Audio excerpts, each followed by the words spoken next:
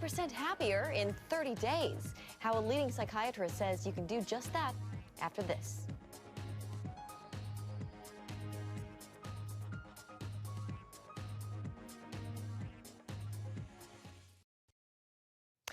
A 30% happier in just 30 days. Once again, here's CBN medical reporter Lori Johnson.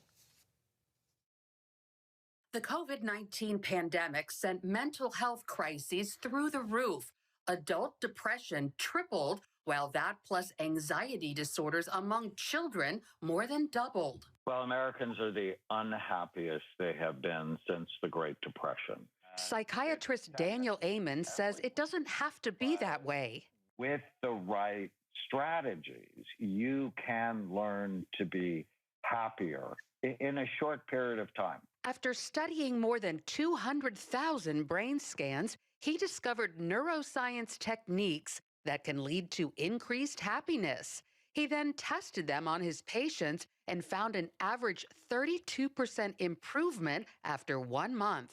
I was pretty excited about it. And Lori, what most people don't know is happiness is a moral obligation. God put us on the earth to be happier. That if you ask someone who is raised by an unhappy parent or married to an unhappy spouse, whether or not happiness was a moral obligation, I can assure you they would say yes. In his book, You Happier, Dr. Amen prescribes different strategies that could affect 16 personality types.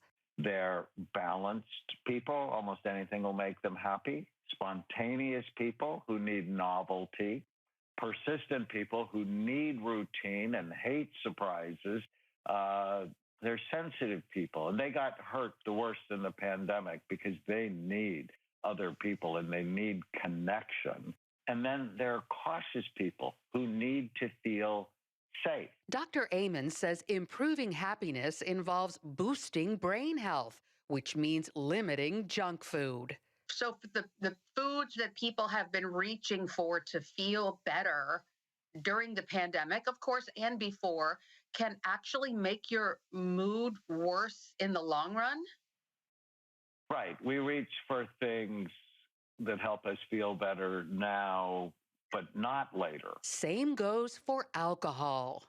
I'm just not a fan. People who drink every day have smaller brains. Dr. Amen says supplements can also help. While making recommendations based on personality type, he adds just about everyone benefits from heavy hitters like a multivitamin, probiotic, vitamin D, and fish oil. My favorite for happiness is saffron. It has been shown in 24 randomized controlled trials to be equally effective as antidepressants. And I'm like, wow. In addition to improving the health of our brain, another key to happiness is learning to control our thoughts. Whenever you feel sad, mad, nervous, or out of control, write down what you're thinking and then challenge it. You don't have to believe everything you think. Replace negative thoughts with positive ones. Philippians 4:8. Think on whatever is true, right, lovely, worthy of praise. Let your mind dwell on these things, focusing on what you're grateful for, starting every day with today is going to be a great day, pushing your brain to what's right, not just what's wrong.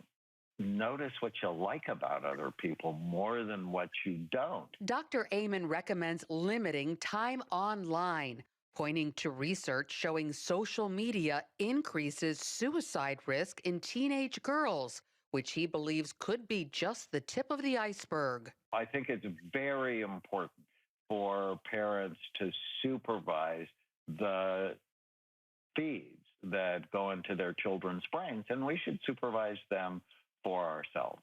In addition to social media, Dr. Amen says many people would likely be happier if they cut back on their consumption of the news. So while genetics and circumstances can play a role in our overall happiness, it appears our choices and habits play even bigger ones. Lori Johnson, CBN News. And that's going to do it for Faith Nation this evening.